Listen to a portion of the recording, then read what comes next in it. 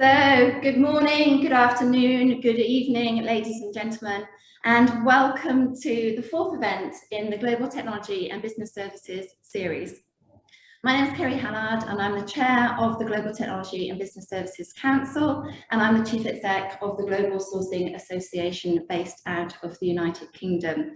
So absolutely delighted to have you all join us today. Just to give a little bit of background to the Global Technology and Business Services Council, we're a fairly new council. We were established in, I think it was the end of the summer of 2020. And we were established in response to the pandemic. So basically, we felt that the global technology and business services industry absolutely excelled in the way that they partnered and collaborated and delivered to help their organisations and their clients' organisations not just keep the lights on, but absolutely keep the wheels of industry turning when the pandemic hit. The way that they mobilised to a working from home model, but the way that they actually drove technology transformations was absolutely astounding. So we wanted to come together and, one, celebrate how well the industry responded to the pandemic, but two, to actually create a global voice for the future of the industry. So we are an alliance of 12 of the leading industry associations around the world, and we have representatives from those member organisations here with me today. So a huge thank you to those associations for helping us put on this event.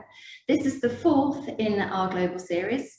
First, we've looked at the future of the industry and the trajectory of growth. And the second event was looking at the very important subject of impact sourcing. Then we moved on to the subject of open talent and the gig economy, which we believe is going to be a massive game changer for our industry. And this event is obviously focused on responsible automation.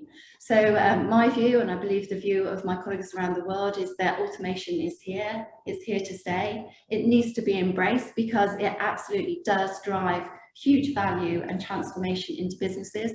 But at the same time, we've got to have a very realistic view that there are some aspects of roles and some full jobs that are actually going to be displaced through automation. And I believe we as industry associations have a duty of care to ensure that those people are reskilled so that they can be redeployed to do bigger, better tasks, and that we don't leave any swathes of population displaced anywhere around the world. So that's what we're here to talk about today, is to talk about the future of automation, how it's being deployed, but what we need to do as organisations to ensure that we are ready for the future of work. So we've got some fantastic speakers joining us.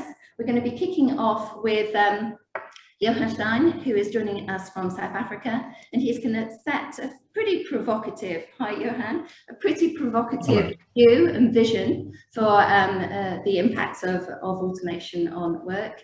We then got some industry analysts and industry experts that are going to be joining on a panel to discuss and share their views on the adoption of automation, how strategic it's becoming, and the future uses of automation. We're then going to be moving on to some practical implementations of automation. So we've got some great speakers of organisations that have actually deployed automation. So thank you very much to those companies for sharing their stories, because that's one of the big things, one of the big challenges in automation at the moment, is that not enough people are willing to share their stories. So thank you very much to you guys for sharing your stories. We're then going to go on and actually have a fireside chat about the future of work, what skills are going to be required, and who's doing what to ensure that upskilling is in place.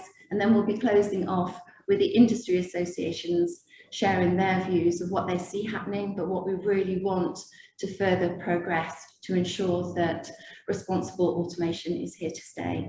So without further ado, I'd now like to hand over to our moderator today, who is absolutely an expert in the subject of automation. So I'd like to introduce Terry Warby. He is the Chief Exec of Blue Prism Ventures, but Terry set up probably the first cloud-based software as a service automation platform, a company called Autonomy, back in 2013, which was then acquired by Blue Prism 2 years ago. So I'd like to think you are an expert in automation and going to be able to professionally guide us through today's agenda. So Terry, thank you very much for participating, and over to you. Thank you, Kerry. Thanks for. It's always dangerous to be introduced as an expert, isn't it? Because people expect you to know everything, which clearly I don't. But thank you for that. Yeah, I am delighted to be here. Thank you all for your participation, and thank you all to the attendees for joining. I've been working with the GSA for a number of years in support of their council, in the belief that automation has a massive part to play in the global technology and business services industry, and I'm delighted that that's now being projected onto the global stage with the formation of the GT&BSC. So fantastic developments. My job today, though, is really as timekeeper and question master. So I'll try and keep my inputs to a minimum and keep everybody honest when it comes to the allotted time. We've got a lot to get through, some fantastic content. So without further ado, I'm going to hand straight over to Johan.